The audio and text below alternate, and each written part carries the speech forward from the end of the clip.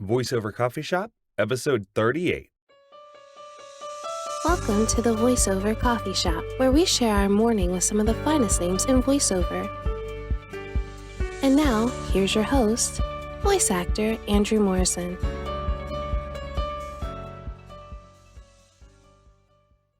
Hi there, my name is Andrew Morrison, and welcome to the Voiceover Coffee Shop, where we start our day with some of the finest names in voiceover. If you'd like to get to know a little bit more about me, check out my website at www.andrewdmorrison.com. In this episode, we have a very good friend of mine and the producer of my animation demo, Travis Mullenix. Travis is an extremely well-rounded voice actor. He's also an audio engineer and a demo producer, and he's worked on productions such as Black Clover, One Piece, Dr. Stone, Attack on Titan, and even the dubbing of a Godzilla movie. In this episode, we're going to go over how he got into the world of ADR, what his thought process is when he's making an animation demo, and the perspective of networking in voiceover. How are you doing today, buddy? I'm not doing too bad. Just another overcast day over here in Texas, and glad to be in October. I love October. Absolutely, man. So how do you take your coffee in the morning? I find myself, taste have become a lot more simplistic in that way. I'm not much of a sweet tooth kind of guy, so I like to have my coffee with maybe just a couple of drops of cream and actually no sugar. Okay. So I'm really kind of developed a good taste for the bitterness and the sweetness of a good coffee is the way to go. I'm also a big tea person, so I have 1,000 different kinds of teas at this place. That's also kind of my morning coffee fix. Do you drink tea before you record? I do sometimes. I don't necessarily find that caffeine-based teas are good. I've made that issue of drinking a coffee before a session, and then I just feel like I'm moving 1,000 miles a minute. But I am a big fan of like herbal mint teas, things that kind of heal the daily damages that you might have from talking too much. And I especially like it when there's just those days you go, especially here in Texas, the allergy problems are quite intense. So drinking that before a session, just warming up the vocal cords and healing some of the damage makes you, when you enter that thing, just ready to go. Oh, absolutely. I use throat coat with local honey for that exact purpose. Ooh, I used to drink throat coat, but it was definitely a practice in drinking things you don't enjoy. I do not like the taste of throat coat. Oh, I love it. I think it's the flavor, but also that the coat aspect that kind of throws me off, that filminess that you get. I don't know. It just see I like that because it makes me feel a little more hydrated almost. I want to say like you just drink a gallon of water, because especially in long form narration, it helps you get in from that that scratchiness after recording for like 30 to 45 minutes. I know that I'm probably not the best person to ask for like good techniques when it comes to pregame for sessions, because a lot of people are very much on, it's good to have a green apple during a session because it helps with sibilance and spittiness and things like that. Mm-hmm. It's good to drink these certain things and not these things before your session. But I've made that mistake sometimes, that between studio sessions, I remember this one, it was recording for 2 different shows, and I was like, well, I got time to eat lunch. I've had nothing to eat. So I went to this burger joint and they had hot sauce on the table. And I was like, well, I like spicy food. Coated everything in it, took a bite, and I realized, oh, this is ghost pepper sauce. This is way stronger. But I didn't want to say no to it. Like, well, I don't want to waste food, so I finished it. But my face was burning, and I had a session in like 10 minutes. So it was very interesting. I was definitely able to handle maybe the first hour, but then after that, it was painful. Everything was just dealing with all that drainage and stuff. It's not a good time. Oh, I bet. So how did you get wrapped up into this whole voiceover thing? I mean, you do VO, you produce demos. What's kind of your super VO origin story behind it all? The genesis? Right.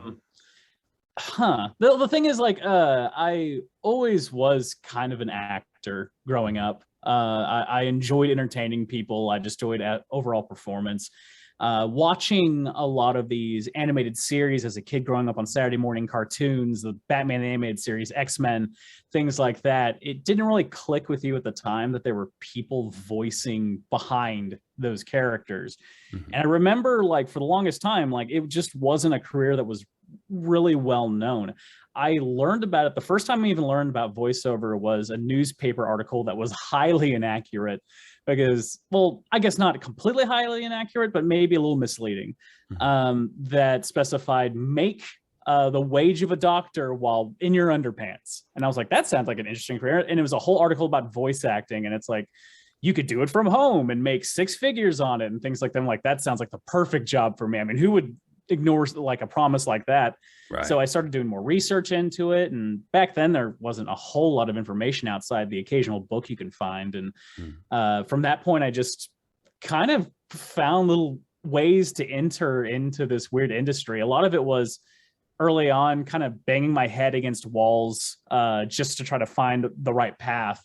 I walked into studios a lot of times and asked if they're holding auditions, which in this line is not necessarily the best way of going about it, but back then you didn't know. So like my first very anime audition was walking into a studio saying, hey, do you do anime here? Can I be on your audition roster? Cool. If you're listening to this and you're thinking about doing that, do not do that. It was the wrong way of doing it.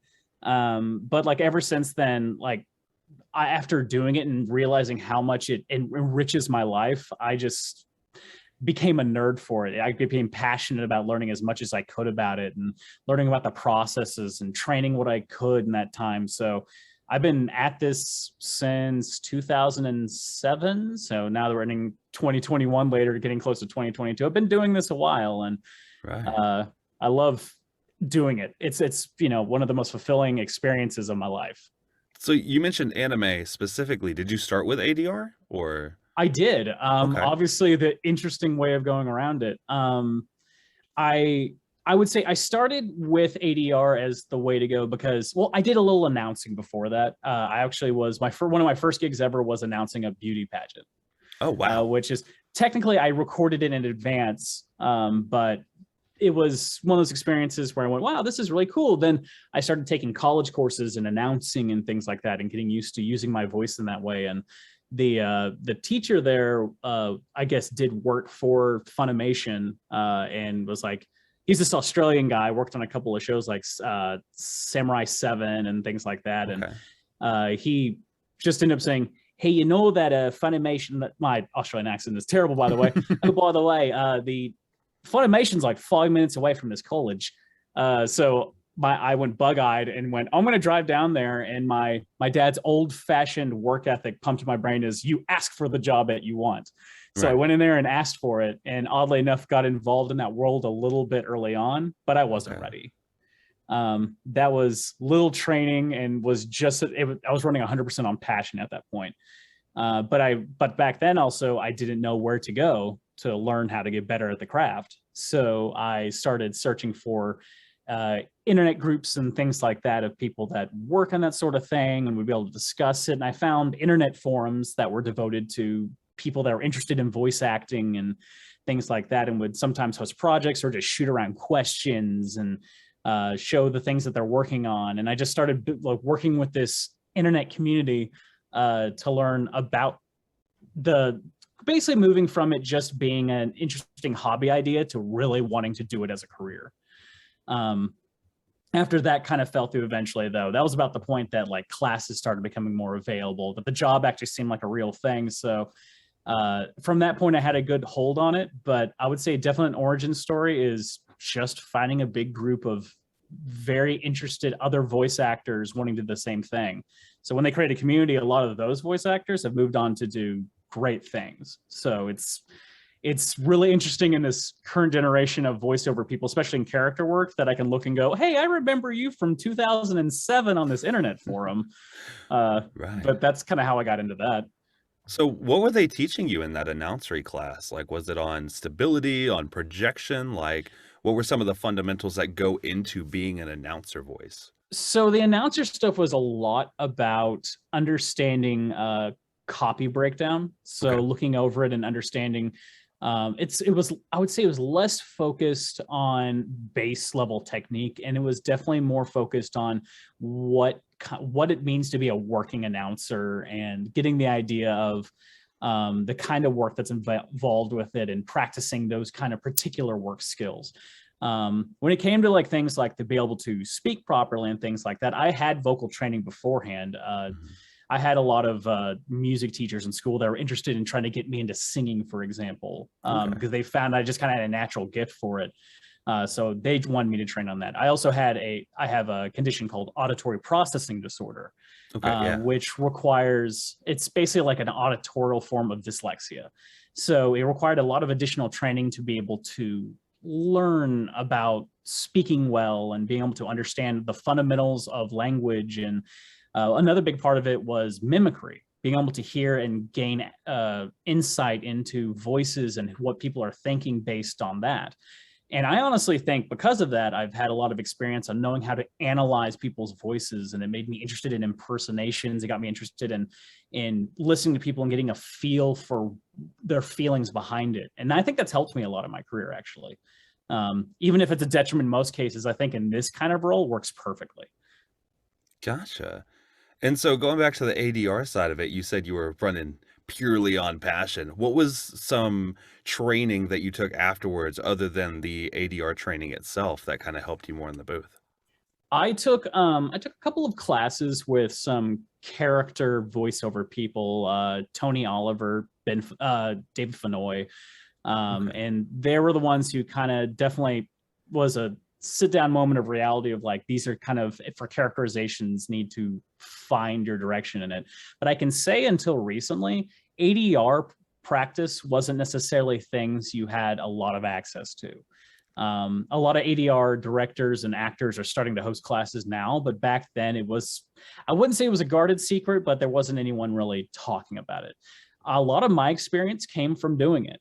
After working on enough independent games and independent animations and things like that, I built enough connections that eventually, after I got cast in this one video game that unfortunately never came out, it did lead to them just sending an email out of the blue saying, "Hey, we want to try to get you in for these bit roles for this show called One Piece."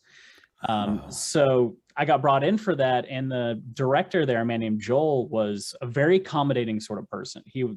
He definitely, it was definitely one of those experiences where I doubt that he would teach me from the ground up, but if he had a good sense of your performance, he was willing to sit there and explain to you what goes into dubbing and what goes into the process of ADR, how to be able to characterize in a short period of time, how to apply those ideas into limited and sometimes unusual lip flaps.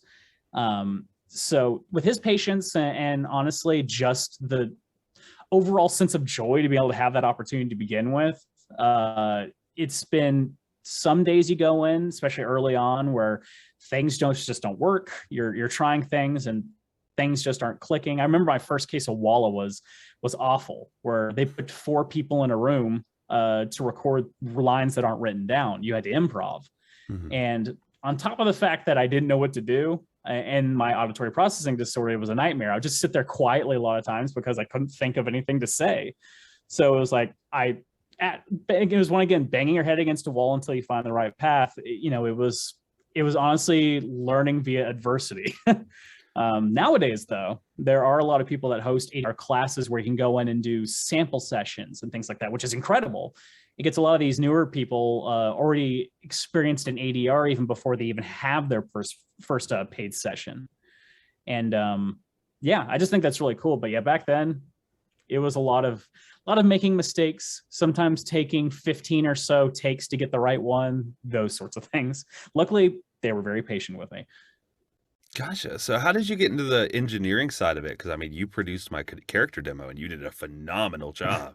Like what got you into that side of voiceover, into the technical side? There was a couple of things. When I was a part of that voiceover forum, a lot of it was people creating their own projects, audio dramas and things like that. And I've always loved writing. I've always loved coming with creative worlds and things like that. So I wanted to do the same thing. So I started sending out basically project ideas of little original character things. Like I had like a sci-fi Western that I worked on at one point, a rom-com involving ghosts. I had all these little ideas running through my head. So I started writing scripts for them, started sending auditions out for them. They were nothing paid. They were just for fun for us to really kind of practice and try our craft at.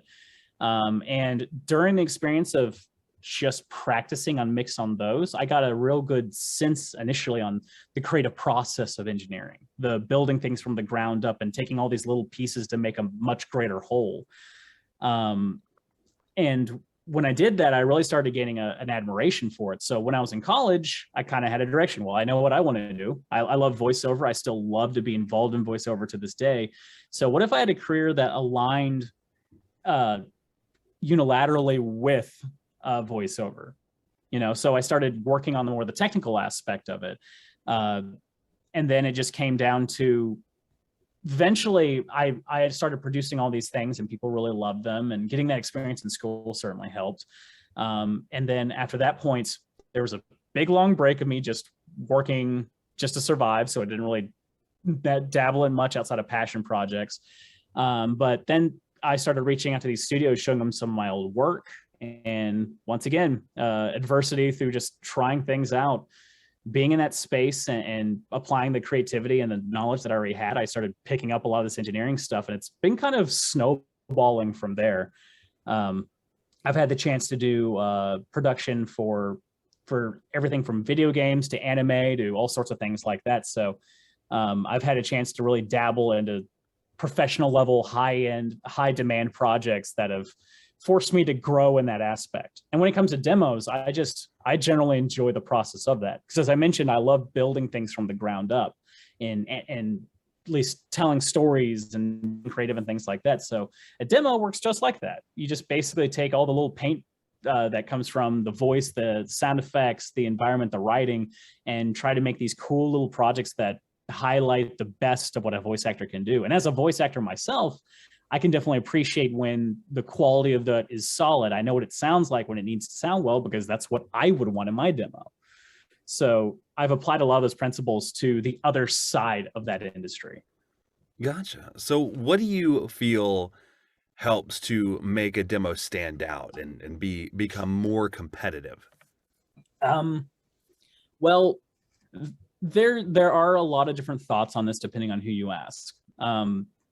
My opinion on a lot of that comes down to making your demo sound distinct. It's a way of, it needs to sound marketable to the products you're trying to reach out for. And obviously it comes down to also to the performance level of the person recording it.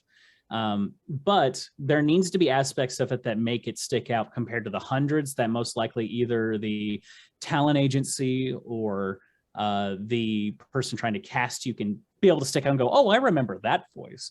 And there's so many ways you can go about doing that. It could come down to what's written in the script. One of my biggest pet peeves in a lot of demos is that a lot of people write very vague scripts. My sense on a script is almost like you're changing the channel on a TV. You're flipping to different kind of networks. And if you flip to a network they're talking about boring things, you're going to change it. But if the script is interesting, if it puts into in the brief period of time, some sort of perspective, even if you don't necessarily understand it at first, but it gets you interested, it makes you laugh, it makes you, pay attention to the words and things like that. That makes the person listen to it, pay attention to everything else about the demo itself, the acting and everything like that. It doesn't just sound, the thing I hate is the vagueness of like a line of like, how dare you do this to me? Well, what did they do and to whom? And then you'll hear a lot of demos that are like that, where it's like they have a scene where they want to show that they can cry, and it's just like, they're gone. Where did they go? And then it's the most boring milquetoast thing you could possibly imagine. It's adding names to it and context. For one, it's pulls people in, but also I think for the actor, it's a lot easier for them to empathize with when the picture itself has some sketches already in place. You get a better sense of the scene, and then you can act better accordingly to it. Also, I find that sometimes demos can be too distracting. And what I mean by that is that the engineer finds that there's a weird balance between too little mixing and too much in a demo. Because too little would be like they just added a song, they didn't really do anything to balance the audio and slap it together, and there's your demo. But then you also get the other side of it where they slam 1,000 sound effects in it. Like there's a war scene where the explosion almost overpowers the voice of the person coming through, and or they'll put a lot of processing in the voices to make them sound like a monster. There's a thin line there where you want to be able to have a high quality production mix. So there's there's immersion in the actual listening to the demo, but the voice is the priority. So a big focus on that is mixing it just enough to where it's interesting, but not too much to where it's distracting. And I think as long as you focus on those little things, you can really have that sweet spot in a demo that interests people. And so far, I've heard a lot of people have had success for the ones that produced them in, which is always a point of pride for me. Right. You know, when I hear that it works out for them, so I'm glad it does. Obviously, that has a lot to do with their own marketing, but I'm just always happy with that I can help. So speaking of marketing, how are you acquiring your voiceover jobs? Is it through direct marketing? Is it through being on those rosters that you've kind of built a name for yourself on? How are you booking? A lot of my booking comes from my personal approach. A lot of it is to, I think one of the biggest ways you can always reach out to clients for that is if you manage to get on their audition lists, just audition. And it sounds like such a simple concept, but I think a lot of times, especially for newer actors or even ones that haven't been there a while, they can get intimidated by auditions, or at the very least, they'll see something go, none of this is good for me, I'm not going to try. But I have this thought process that even if I read a voice that says, need someone 40s, 50s, deep voice, gruff, clearly I'm not made for that, but I'll audition for it sometimes anyway. There's obviously I don't audition for every single thing, but if I feel I kind of want that role and I haven't auditioned for them before, I'll send them something. It might be radically different than what they request, which might help. Sometimes it has helped me get roles. But doing those auditions and showing them my range and showing them my energy and enthusiasm, I think that's just as important. Even if you know for a fact you're not going to get cast in this, you might get cast on something later. On top of that, there is that aspect of networking to a certain extent. And mainly it's networking just by being someone who's readily available, someone who approaches these projects humbly, or even just talks to people outside of the work in a very humble and normal way. I often make friends with people just by being around them and hanging out and things like that, and has nothing to do with voice acting. And we might talk a little bit about it, but if I go out to someone and have some drinks or things like that, just have a good time, it can't help but think, that guy was nice to be around. I want to try and see what he sounds like when I give him this role. It happens. But I think networking without trying so hard to network is a trick to do it. I know some people that do the networking route where it's like they show up to social events with their business card and their website and start talking about every role they had. And I don't know if that always sets the best precedence with people. Maybe some people like it, I'm not sure. But I think the social interaction that come with voiceover are very important, especially if you can just be yourself, because this industry is all about selling who you are as a person. So if you can advertise, if you can show your personality, you can just show who you are as a real person and people like you, opportunities a lot of times come your way. So I mentioned my chance of being with Funimation for that time for recording for that show came a lot from me working with a client 10 years prior on a video game. And we had no affiliation outside of those little things. But 10 years later, she is a director at Funimation. And after doing that, she ended up telling me later, I wanted to bring you on 4 years before this, but we're just trying to find the opportunity. And it's not like I aimed to her to say, hey, give me work, but she just remembered me from the times we did work together and the times that we just talked and laughed and went, this would be a good guy to work with. And I like working with them. I want to bring them on. So advice, if you are one of those new kids out there, be friends with people that have similar interests in you, because you never know what career path they might go down. One day down the line, you'll never know. They might reach out to you and say, hey, do you want to record a Miyazaki movie? And At that point, you never know. I'm sure you know plenty of people that you befriend and then later down the line, it's like, oh, you work for them now? Wow. Right. So what do you do outside of the booth? Like, I mean, we kind of get enveloped in our booths and just kind of stay in these padded rooms and we just want to work all the time. But like, what do you Mhm. do for fun outside of voiceover? What are things that you enjoy? I well, I mean, you know that especially at a certain point, you're so much of your life gets so generated towards your work that Mhm. anytime you can pick up hobbies just to do something that's a little bit different, get some fresh air and some sunshine, it's always a nice benefit for me. I enjoy games, board games, video games, anything that does like that. I enjoy role playing games. I'm a big Dungeons and Dragons, Vampire the Masquerade, all those kind of games like that. I love that sort of creative bit. And it does somehow hybrid into voice acting and improv. So works well for me. Outside of that, I like to paint. I enjoy sculpture, doing art basis for things Oh, like that. I just do that for fun. But I also enjoy going out and doing things like fishing and camping, sometimes hiking. In Texas, it gets really hot here, so you got to pick your seasons. yeah. But I enjoy going out into the wilderness and going on long walks and uh, end up going swimming at lakes and things like that, just to kind of such a change of pace from being stuck in technology and in front of your desk. Anytime you can get the opposite in your life, it's always a benefit. Right. Um, Outside of that, like nighttime, I like to, when things were normal, of course, pre-COVID, I'd always like to go check out maybe some local beer bar or something like that. I love myself some craft beers. Yeah. Um, and going out to places like that, doing karaoke. Karaoke's a blast. Around here, they Yeah. have a lot of these spaces where you can rent rooms and with your friends and just record as many songs as you like over Oh, those hours. So as opposed to waiting your turn at a bar, which is fun. I remember last time I did that, it took 2.5 hours for me to sing one song, just waiting in line. So I was like, I kind of prefer this in-room sort of way. I can be a ham as much as I want.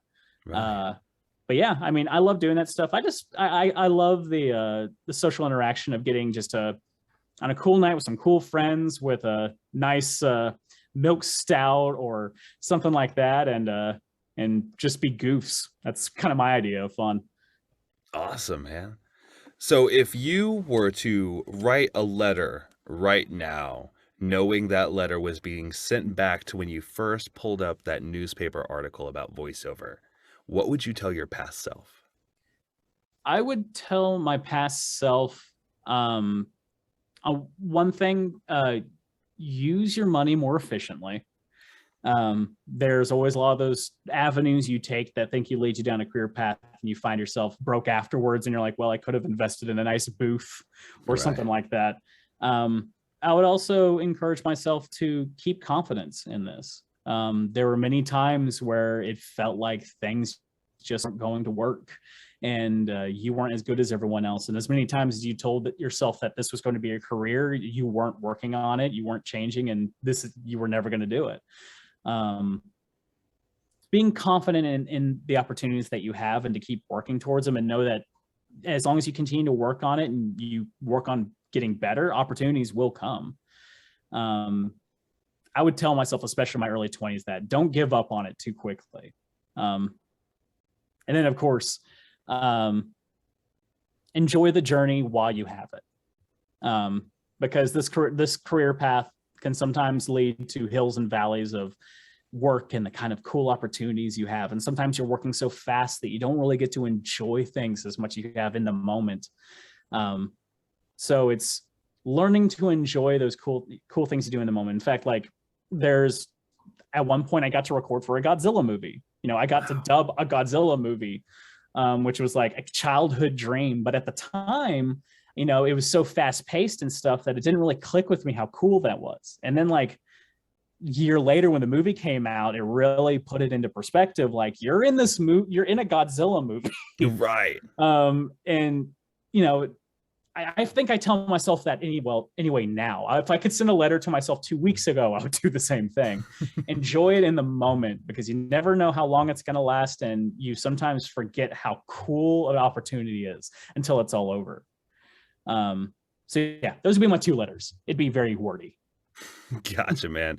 Well, thank you for coming on. I really appreciate it. This has been a blast. Yeah, man. I'm. Thanks for having me on, and to all those out there who are looking to pursue voiceover full time like this, know that each path is going to be a little different. Don't give up on yourself, and be sure to reach out to me if you need a good demo. Wink.